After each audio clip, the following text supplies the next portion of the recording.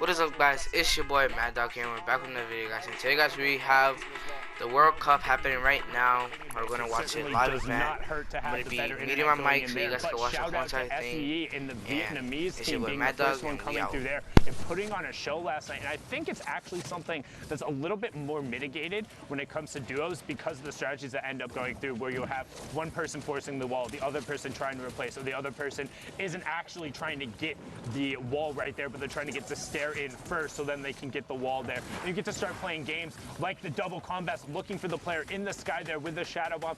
As you see, their storm surge is active. We'll need to go to 30 players, and they got the knock onto Haibuzan courtesy of the storm right before taking to the sky. Looks like these guys are at the very highest point of this rift as well. They get to make the final decision onto where to land. No pressure from them at all as you look over. Not that much going on in mid-ground to protect height as it's getting shot out by Rapti. No elims coming out just yet. Everyone playing very, very safe and tunneling very well at the moment. Crew just gets powdered down once again.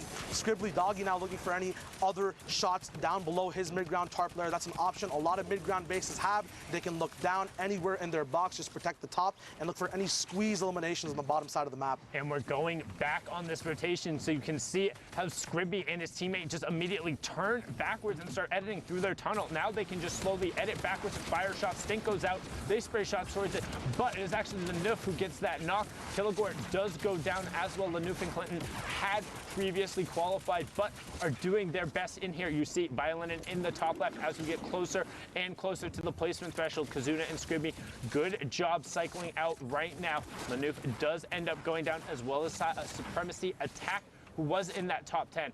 However, they need to be cautious of their mats starting to get a little lower and a lot of tunnels going on around here. Yes, and it's actually amazing what these guys are doing right now. They're waiting and tunneling as much as possible, not peeking too hard, then waiting for utility to get used. Any rifts, you go for those big shots in the air. Nesty going down now from a lower tar player. Once again, they're waiting for people to stop and make mistakes and capitalizing on everything as they did on the Stinks before as well. That was a huge swing, puts them up to 7 eliminations and into the top 15. That was a 5-point bonus right there for this duo, and into 30 points, up into the conversation. You can see Shaw then gets the knock onto Waste as everyone gets sent down on ultimate high as Nura is trying to work upwards and get some form of connection. He has the next lowest tarp, and he's just going to drop down and say, whatever. Here's all those heals and the utility we talk about as we close in on the next placement threshold. 11 duos left, 14 players, so a lot of solo riders, 8 of them hanging out, while only the 3 full duos. No challenges coming on from height either, which allows Shaw to get these easy pressure picks with this gold scar. These guys making sure their rotations are perfect. Lol Boom now going down. When you have this time, when you have the Pro-Am weekend to prepare your loadout, your loot path, you get these big loadouts that are gold, all the heals you need. Another knock coming in from Nirwa. They're just tearing on this high ground at the moment. They're doing brilliant, making sure they're getting good angles, but some shots going up finally going to force them. And that's one thing we've talked about. Uncontested high ground is great until somebody from the low ground decides to take notice of you. You are the only one raining down the shots. However, cover yourself up and just reset. You'll get that advantage back. As you can see, Nura and Shaw doing a brilliant job of this, but look at the chaos on the low ground. Right now, you have Nura in your top right, Scrib Doggy in your bottom right, the rest of the action on the left side as Nali gets taken down by Kazuna, and we have our top 5, so it's all about the elims and the victory route as Violinin finds Fixie right after he gets Papsy. 3 duos left, drop down ends up coming through. Scrib Doggy will he find it, but instead Nura comes in late to the party, cleans up 1, cleans up 2, and that is it. Shaw and Nura take home the victory royale. 10 eliminations, 44 points, putting them in contention again. We're into the final hour of Europe. We're right there. These are the matches that decide those last spots. 4 are up for grabs, Shy. That's it, 4 left. It's all around the world, man. Low, mid, and height, everything getting contested. Juice to milk for eliminations on every single layer. And Shaw and Nirwa just played it perfectly there. We see the chaos of all these builds, all these layer switches, people just trying to survive. It is the last week as well. Everyone's just trying out their honed strategies over these 9 weeks of preparation they've had, solos and duos. A lot of people splitting up, playing with new duos as well. We've seen that a lot in NA East, as well in EU, as we get into this next game. Issa and Camo on the low ground. Yep, and you can see that controller duo trying to represent and do everything they can. Issa having already qualified for the solos camo, trying to find his way to New York City. Can they make it? And this is actually one of the thinnest end games we've seen so far, with 39 players left, still 22 duos, so a little more action going on the mid game. As you can see, Representative Issa and Camo's 8 elims right now. Super impressive, and there you go. Finally now into that last hour. Third time was the charm, 56 minutes remaining. And again, if you are just joining us and it's one of your first weekends watching, it is 3 hours or 10 matches. The semifinals were played yesterday, and the qualifying spots are in the top right. We have already seen the BES duo advance out of Oceania and the Trigger QQ duo from Vietnam take home the spot out of Asia. Which 4 will join them in Europe? And who do you got your eyes on, Shai? For me, at the moment, I think that Shaw is just playing amazingly right now. I also think that there's going to be a lot of chances for Camo and Issa to pop off as well. They've been up and down in the leaderboards at the moment, but as we can see over here, these high elim games, if you get 1 or 2 pop-offs, you're right back into the running. There is only an hour left, but everyone's already experienced in playing their 10 games, knowing that, hey, if we're behind 2 or 3 games, we can play a little bit aggro here and then catch up with those big placement types of games later on. So hopefully these guys and their game plans work out. We'll see what's up right now. A little bit of a sneaky game coming in, a 4-gun loadout, which we don't see too much from Issa, with combats, ARs, drum guns, a very AR-heavy medium ammo loadout.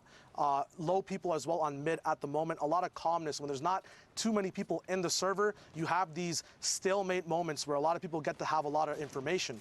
Now, this is good for 2 reasons. One, the people who are boxing up know a lot of things about one another. But the bad part about it is that if everyone has information on everyone, there's so many more sightlines that get abused and used for eliminations left and right around the whole map. Yeah, it's much harder to manufacture eliminations in this circumstance because everyone is used to playing. And it's kind of nuts that we've gotten to the point in Fortnite where 39 people in a 5th circle is like, oh yeah, you know, that's not that dense. You know, it's fine. You got some room to move around and work with.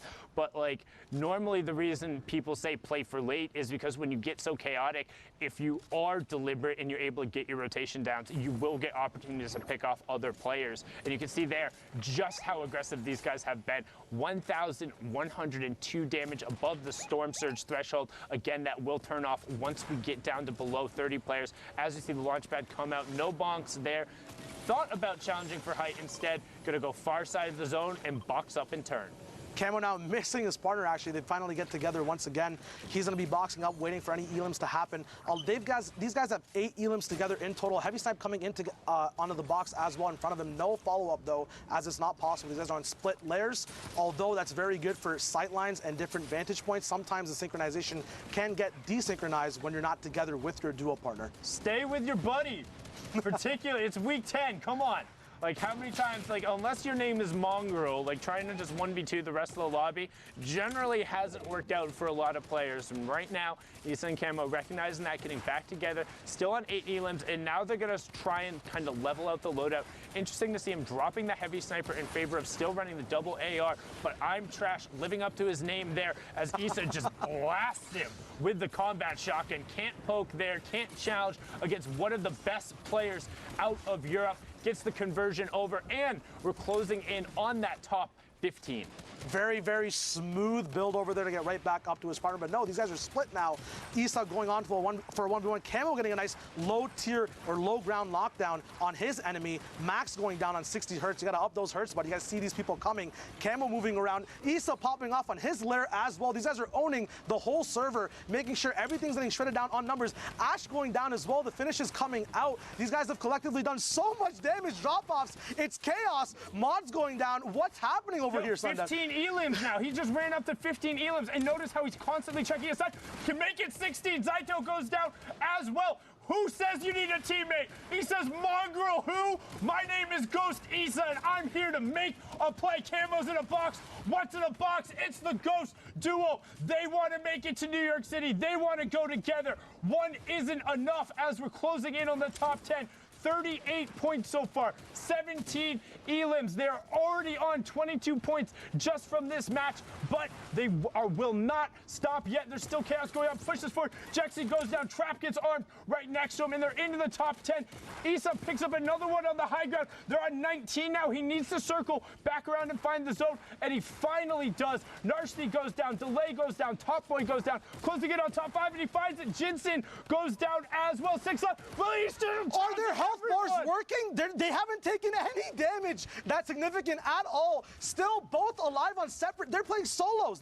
Guys, you queued up for the wrong mode. What's going on? It's 9th circle, 8 people alive, both on separate layers. Still 3 stinks available for pressure, doing their own thing. Back-to-back intensive goes down. The workout's too much for him. Another sting going on height to help out his buddy Issa on low HP. Camo, finally these guys are getting put in check. Issa taking stinks, 1 HP. He goes down. Can Camo clutch up? A mini coming up. The enemy pops in with a heavy sniper. Mark bringing down their big rain, but so many eliminations as we move on to the last 1v1. Alphen up with Mark going and bullying the last solo player left alive. Issa's big rain going down. Camo also going down as well. Alphen with a big combat shotgun pop shot. Intensive 8x finally going down as well. They secured the elim points. They secured the victory royale as well. But Camo and Issa, holy moly. That was huge right there, but not to be understated. Alphen and Duo picking up 18 points right there, 8 elims and the victory royale. Zeke, that was nuts. Sundown, that was absolutely insane. I mean, first of all, it's so awesome to hear Shai's voice and hear how incredible he is at casting. Let's just... A great first cast. That was great beautiful. First cast, especially in that game with Issa and Camo. Controller lords, you got to think with another pop-off performance like that. Yes. They could be potentially contesting for a spot. They could be the only full controller duo to qualify for a World Cup. It is the last chance for any of that to happen. So with games like that, Zeke, this is just the start of the day, by the way. This is the first block of games. We have way more Fortnite, but for now, let's hang out with Bala. I know you've pulled some clips for us to take a look at. Let's see what you got. Yeah, I can explain. I can explain some clips here of what happened into those games. Tickle. I mean, he's by himself. He's trying to clutch up, and everything was going wrong there. He ended up being placed underneath the stairs. His heavy snipe didn't get the wall. The turbo build came in, and then even here, getting the stairs placed, this duo was going to come out on top of him, but he's able to stay composed, get the elimination, and then another situation that was unexpected. Somebody lands right behind him, and he still managed to get away, even with low HP. And when we looked at the leaderboards at the front, we saw all of these teams that were in this game here, Orc and Andalex on high ground. They use the chug splashes to recoup a little bit before Telek unfortunately gets a little antsy, jumps out, and that's going to be the end because both Andalex and Orc are looking down on top of him. Here, Osmo goes on a tear with his teammate Milan. And I mean, some of the things that they did here, this was really interesting to me because you used to run out in the storm and just tank the damage from the storm to get the loot. But in this case, he's using the chug splash to recover instantly. And then what a catch there from Osmo. We're going to look at another team here, Provoked and Imagine, who are so close to qualifying week after week, especially last week 8. Provoked actually goes down on a waterfall there as somebody makes its way there. But this shot was disgusting.